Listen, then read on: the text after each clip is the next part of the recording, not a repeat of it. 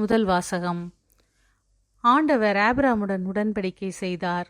தொடக்க நூலிலிருந்து வாசகம். அதிகாரம் 15, இறை திருவசனங்கள் 1 முதல் 12 முடிய மற்றும் 17 முதல் 18 முடிய.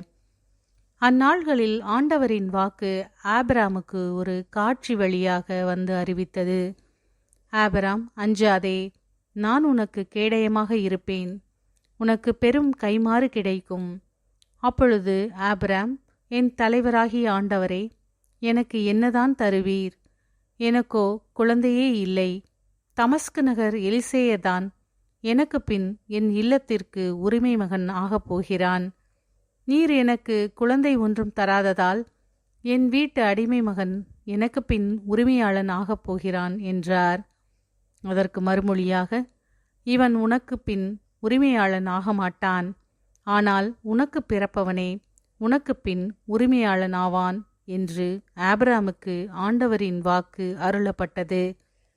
அப்பொழுது ஆண்டவர் ஆபிரகாமை வெளியே அழைத்து வந்து, வானத்தை நிமிர்ந்து பார், முடியுமானால் விண்மீன்களை எண்ணிப்பார், இவற்றைப் போலவே உன் வழிமரபினரும் இருப்பர் என்றார். ஆபிரகாம் ஆண்டவர் மீது நம்பிக்கை கொண்டார்.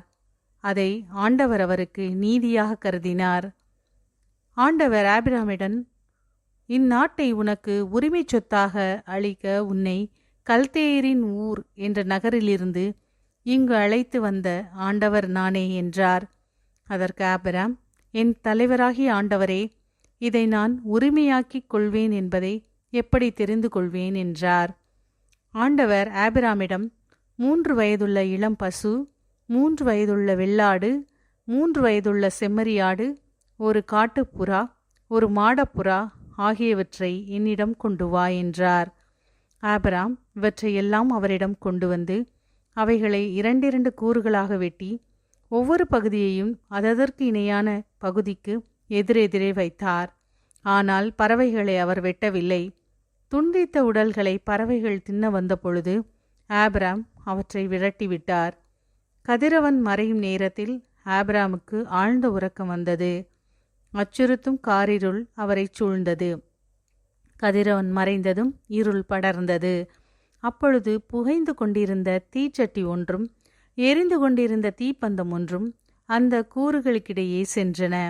அன்றே ஆண்டவர் ஆபிரகாமுடன் ஒரு உடன்படிக்கை செய்து எகிப்திலுள்ள ஆற்றிலிருந்து யூப்ரத்தீசு பேராறு வரை உள்ள இந்நாட்டை உன் வழிமரபினருக்கு வழங்குவேன் என்றார். ஆண்டவரின் அருள்வாக்கு. இறைவனுக்கு நன்றி. பதிலுரை பாடல். திருப்பாடல் 105 பல்லவி. ஆண்டவர் தமது உடன்படிக்கையை என்றென்றும் நினைவில் கொள்கின்றார். ஆண்டவர் தமது உடன்படிக்கையை என்றென்றும் நினைவில் கொள்கின்றார். ஆண்டவருக்கு நன்றி செலுத்துங்கள், அவர் தம் பெயரை சொல்லி வழிபடுங்கள், அவர் தம் செயல்களை மக்களினங்கள் அறியச் செய்யுங்கள், அவருக்கு பாடல் பாடுங்கள், அவரை புகழ்ந்தேத்துங்கள், அவர் தம் வியத்தகு செயல்கள் அனைத்தையும் எடுத்துரையுங்கள். ஆண்டவர் தமது உடன்படிக்கையை என்றென்றும் நினைவில் கொள்கின்றார்.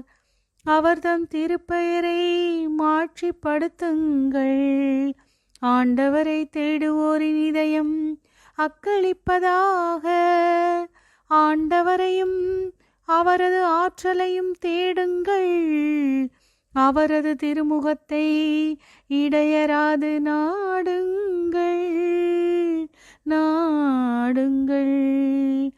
ஆண்டவர் தமது உடன்படிக்கையை என்றென்றும் நினைவில் கொள்கின்றார். அவரின் ஊழியராம் ஆபிரகாமின் வழிமரபே, அவர் தேர்ந்து கொண்ட யாக்கோபின் பிள்ளைகளே, அவரே நம் கடவுளாகிய ஆண்டவர். அவரின் நீதி தீர்ப்புகள் உலகம் அனைத்திற்கும்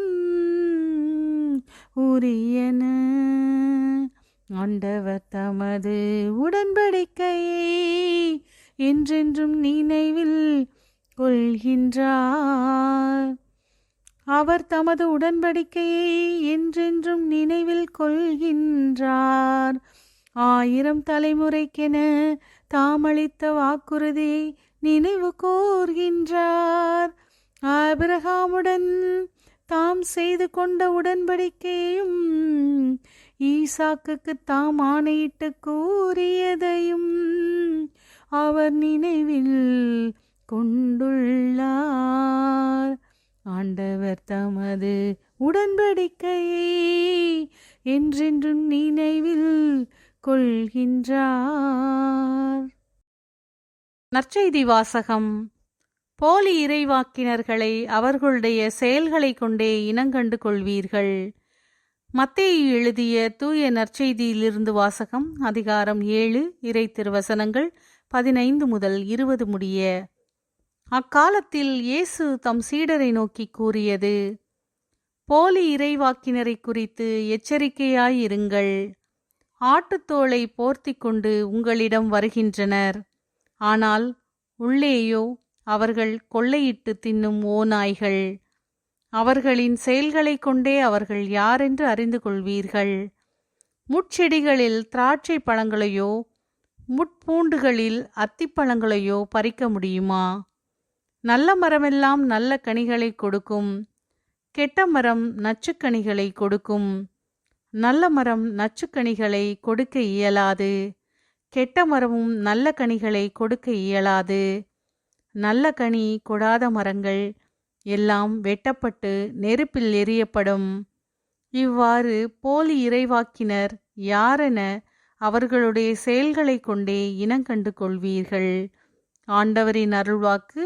கிறிஸ்துவே உமக்கு புகழ்.